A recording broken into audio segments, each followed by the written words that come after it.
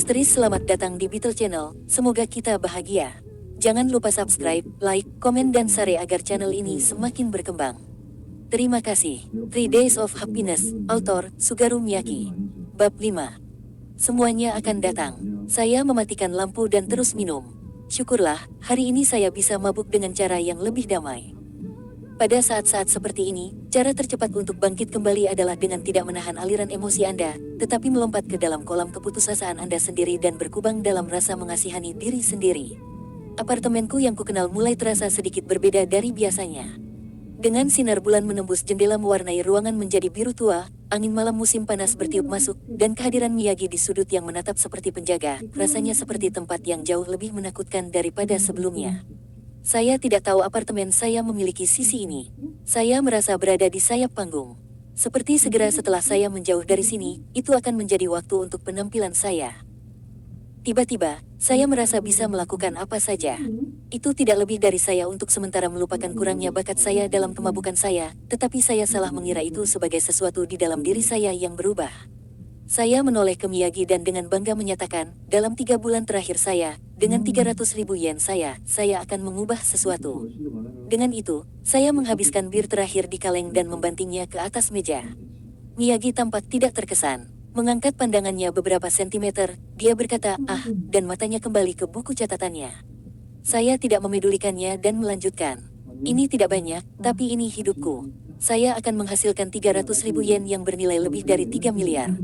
Aku akan bekerja untuk kembali ke dunia ini. Dalam pikiran mabuk saya pikir itu terdengar sangat keren. Tapi Miyagi apatis. Itulah yang dikatakan semua orang. Mengesampingkan penanya, dia meraih lututnya dan meletakkan dagunya di antara lutut. Saya telah mendengar setidaknya 5 pernyataan tentang hal itu pada waktu saya. Semua orang berbicara tentang ekstrim ketika kematian mendekati. Terutama mereka yang tidak dapat mengatakan bahwa mereka telah memiliki kehidupan yang memuaskan sejauh ini. Di bawah logika yang sama yang digunakan oleh para penjudi yang kalah terus berharap untuk perubahan haluan yang semakin tidak realistis, mereka yang terus kehilangan dalam hidup datang untuk mengharapkan kebahagiaan yang tidak realistis. Banyak yang merasa segar kembali ketika kedekatan kematian mengingatkan mereka pada kilau kehidupan, dan mereka menjadi percaya bahwa mereka dapat melakukan ini atau itu, tetapi orang-orang itu membuat kesalahan krusial. Mereka baru saja tiba di garis start. Mereka baru saja mendapatkan kembali ketenangan mereka setelah kekalahan beruntun yang panjang. Menganggap itu sebagai kesempatan untuk membalikkan keadaan tidak akan ada gunanya bagi mereka. Jadi tolong, Tuan Kusunoki, pikirkan seperti ini. Alasan sisa 30 tahun Anda begitu kurang nilainya adalah karena di dalamnya, Anda tidak mencapai satu hal pun. Kamu mengerti itu, ya? Miyagi terus terang mengingatkanku. Apa yang bisa diubah oleh seorang pria yang tidak akan mencapai apapun dalam 30 tahun hanya dalam 3 bulan? Tidak akan tahu sampai kita mencobanya, bantahku, tapi bahkan aku benci betapa hampanya kata-kataku. Saya tidak perlu mencoba apapun untuk mengetahui bahwa dia benar tentang uang. Saya akan menganggapnya sebagai pilihan yang lebih bijaksana untuk mencari kepuasan rata-rata yang sama, kata Miyagi. Tidak mungkin ada pemulihan. 3 bulan adalah waktu yang terlalu singkat untuk mengubah apapun. Terlebih lagi, tidak melakukan apapun bisa sedikit memperpanjangnya. Jadi tidakkah Anda setuju bahwa lebih cerdas mengumpulkan sejumlah kesenangan kecil namun pasti? Anda kalah karena Anda hanya menganggap kemenangan. Mampu menemukan kemenangan dalam kegagalan menghasilkan sedikit kekecewaan. Oke, aku sudah mengerti, kamu benar. Tapi logikanya sudah cukup, aku menggelengkan kepala. Jika saya tidak mabuk, saya mungkin mencoba membuat argumen yang berlawanan, tetapi saya tidak punya energi untuk itu sekarang. Aku yakin aku salah satu dari orang-orang yang tidak benar-benar mengerti betapa tidak bergunanya dia. Jadi, hei, bisakah kamu memberitahuku semua yang akan terjadi? Bagaimana saya menghabiskan 30 tahun yang hilang itu? Mungkin jika saya mendengar itu, saya bisa berhenti memiliki harapan yang tidak masuk akal. Miyagi tidak membuka mulutnya untuk beberapa saat, lalu berbicara dengan nada yang terdengar seperti menyerah. Saya seharusnya, mungkin yang terbaik bagi Anda untuk mengetahui semuanya sekarang. Namun, hanya sebagai pengingat, Anda tidak perlu putus asa pada apapun yang saya katakan. Hal-hal yang saya tahu adalah kemungkinan, tetapi sekarang, itu adalah hal-hal yang tidak akan pernah benar-benar terjadi. Saya tahu itu, hanya akan mendengar keberuntungan saya, agak. Dan aku tidak akan pernah gila karena kamu mengatakan satu hal kecil. Itu hanya akan terjadi jika tidak ada lagi yang harus dilakukan. Kuharap itu tidak akan datang sama sekali, kata Miyagi. Terdengar suara seperti bumi bergetar. Seperti menara raksasa yang roboh. Butuh beberapa waktu bagiku untuk menyadari bahwa suara itu berasal dari kembang api, karena aku sudah bertahun-tahun tidak benar-benar pergi melihatnya. Mereka selalu menjadi sesuatu yang saya tonton melalui jendela. Bukan sesuatu yang saya tonton sambil makan makanan dari stand, atau sesuatu yang saya lihat berpegangan tangan dengan seorang pacar, melihat bolak-balik antara mereka dan dia. Begitu saya bisa membuat penilaian sendiri, saya adalah orang buangan sosial yang menghindari tempat-tempat dengan banyak orang. Berada di tempat seperti itu terasa seperti sebuah kesalahan, dan pikiran untuk bertemu seseorang yang kukenal di sana membuatku takut. Di sekolah dasar, selama tidak ada yang memaksaku, aku tidak pernah pergi ke taman, kolam renang, perbukitan di belakang sekolah, distrik perbelanjaan, festival musim panas, atau pertunjukan kembang api. Bahkan di sekolah menengah, saya masih belum mendekati tempat-tempat yang makmur, menghindari jalan-jalan utama yang saya bisa ketika saya berjalan melalui kota. Terakhir kali saya benar-benar melihat kembang api diluncurkan adalah ketika saya masih sangat muda. Aku ingin mengatakan bahwa Himeno juga bersamaku saat itu. Aku sudah lupa seberapa besar kembang api terlihat dari dekat. Saya juga tidak ingat betapa kerasnya mereka pada jarak itu. Apakah itu bau mesiu? Berapa banyak asap yang tersisa di langit? Wajah seperti apa yang dilihat orang saat melihat kembang api? Memikirkan setiap detail individu dengan cara itu, tampak jelas bahwa saya benar-benar tidak tahu apa-apa tentang kembang api. Aku tergoda untuk melihat keluar jendela, tapi dengan Miyagi yang mengawasi, aku tidak merasa ingin melakukan sesuatu yang begitu menyedihkan. Jika saya melakukannya, dia mungkin akan mengatakan sesuatu seperti, "Jika Anda sangat ingin melihat kembang api, mengapa Anda tidak keluar dan melihatnya?" Lalu bagaimana saya menanggapinya? Apakah saya akan mengatakan kepadanya bahwa saya terlalu takut untuk menangani mata semua orang pada saya? Mengapa saya masih begitu khawatir tentang bagaimana orang lain melihat saya ketika saya hanya memiliki sedikit waktu tersisa? Seolah-olah mencibir padaku saat aku melawan keinginanku, Miyagi menyeberang di depanku, membuka pintu kasa, dan mencondongkan tubuh keluar jendela untuk melihat kembang api naik. Alih-alih tergerak oleh pemandangan sesuatu yang indah, dia tampak mengagumi pemandangan sesuatu yang tidak biasa. Bagaimanapun, sepertinya dia tidak tertarik. "Hei sekarang, haruskah kamu melihat itu juga, Nona pengamat? Apa yang Anda lakukan jika saya tiba-tiba lepas landas?" Masih menonton kembang api, Miyagi dengan sinis menjawab, "Apakah kamu ingin aku mengawasimu?" "Nuhu, aku ingin kau pergi secepat mungkin." Membuat Anda menonton membuatnya sulit untuk melakukan apapun. Apakah itu benar? Mungkin itu bisa membuat Anda merasa agak bersalah. Kebetulan, jika Anda melarikan diri, dan membuat jarak tertentu dari saya harus menyimpulkan bahwa Anda menghadapi masalah dan mengakhiri hidup Anda. Saya sarankan Anda berhati-hati. Berapa jarak yang ditetapkan? Itu tidak terlalu tepat, tapi menurutku kira-kira 100 meter. Itu adalah sesuatu yang saya harap dia katakan sejak awal. "Aku akan berhati-hati," kataku padanya. Urutan suara yang lebih kecil bergema di langit. Tampilannya seakan memasuki klimaksnya. Saya menyadari hal-hal telah tenang di sebelah. Mungkin mereka pergi untuk melihat kembang api ini juga. Lalu akhirnya, Miyagi mulai berbicara tentang semua yang bisa terjadi. "Nah, tentang 30 tahunmu yang hilang, pertama-tama, hidupmu di perguruan tinggi berakhir dalam sekejap," kata Miyagi. "Anda hanya membayar tagihan, membaca buku, mendengarkan musik, dan sering tidur. Lambat laun menjadi tidak mungkin untuk membedakan satu hari kosong dari hari lainnya. Setelah itu terjadi, waktu berlalu.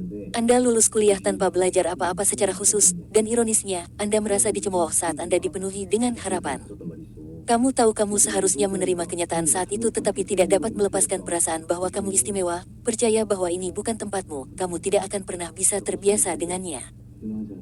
Kamu bepergian bolak-balik antara rumah dan bekerja setiap hari dengan mata kosong, bekerja tubuh Anda menjadi debu, dan tanpa waktu untuk berpikir, Anda datang untuk menikmati minum sepanjang hari keyakinan Anda bahwa suatu hari Anda akan menjadi terkenal lenyap, dan Anda menjadi seseorang yang cukup terasing dari fantasi masa kecil Anda. Tidak bisa mengatakan itu tidak biasa, aku meremas. Memang tidak, ini adalah jenis kekecewaan yang sangat umum. Tentu saja rasa sakit yang dirasakan akan berbeda-beda pada setiap orang. Anda, tentu saja, adalah orang yang harus lebih unggul dari semua orang.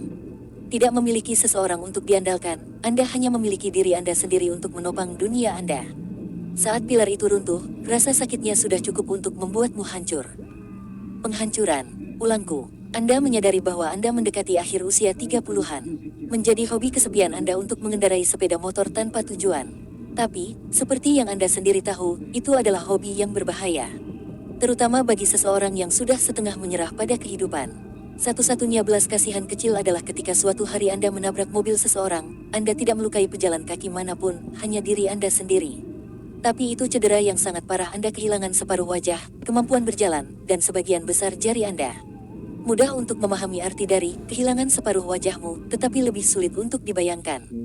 Mungkin itu adalah sesuatu yang cukup mengerikan sehingga orang hanya akan melihatnya, dan satu-satunya pikiran mereka adalah tempat di mana pernah ada wajah. Karena penampilanmu adalah satu-satunya hal yang dapat kamu andalkan, kamu mulai mempertimbangkan untuk melakukan upaya terakhirmu.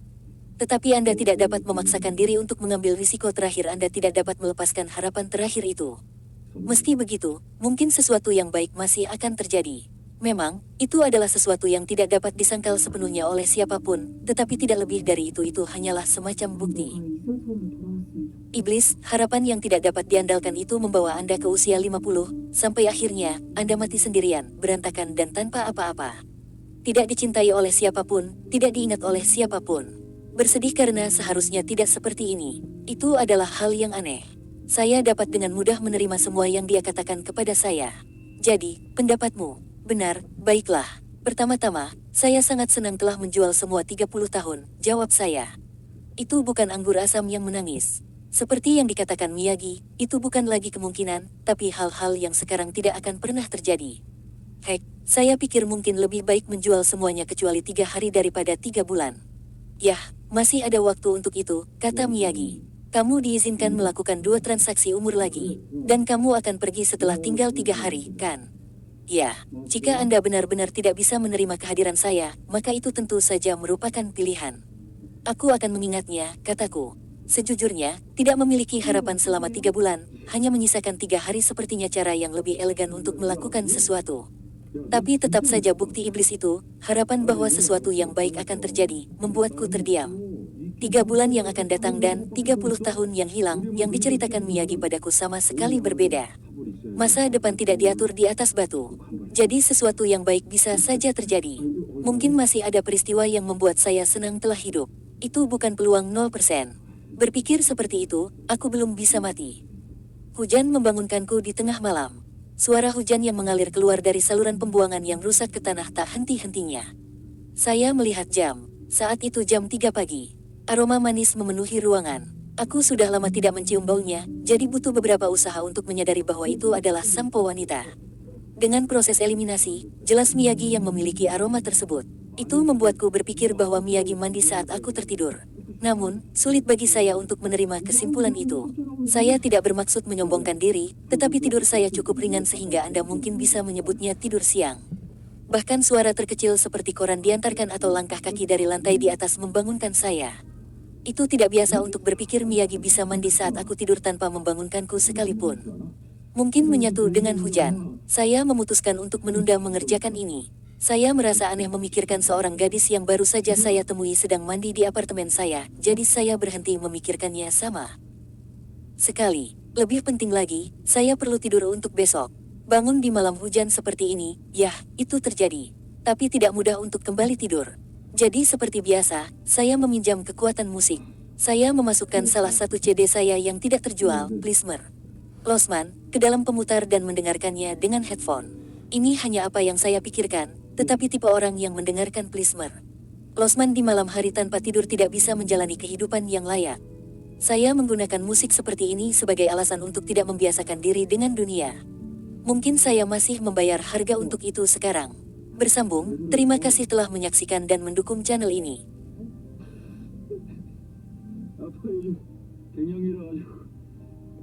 갱년기에서 눈물이 많어. 우리 이따 집에서 소주 한잔 할까? 엄마가 만든 김치찌개에다가 어때? 쿨? 쿨? 나?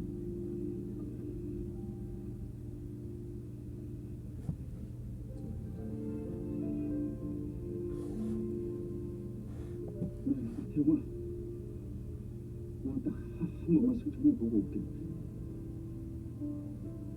앞으로 내 아들은 하나야.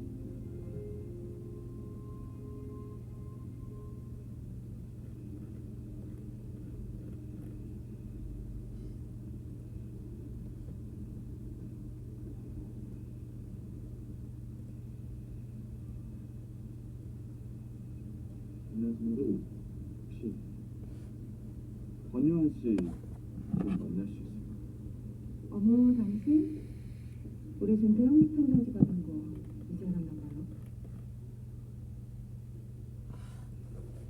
지금 당신이 무슨 짓을 한 줄 알기나 해?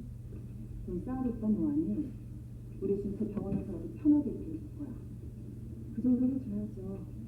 엄마로서. 엄마로서는 네 아들에게 참 아무것도 몰라. 준태가 미국에서 사람을 배신 하나 죽였어. 뭐? 그게 어디서 그런 거짓말? 내가 밑에 상관없고 지금 더 큰 문제가 뭔 줄 알아?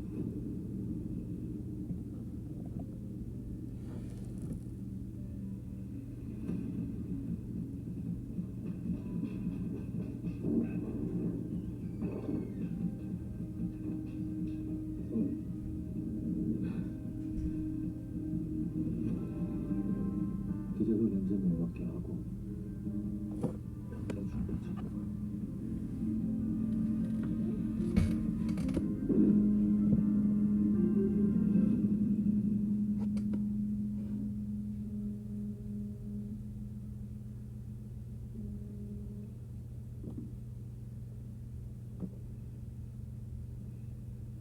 누나가 전화까지 챙겨준 모양이네.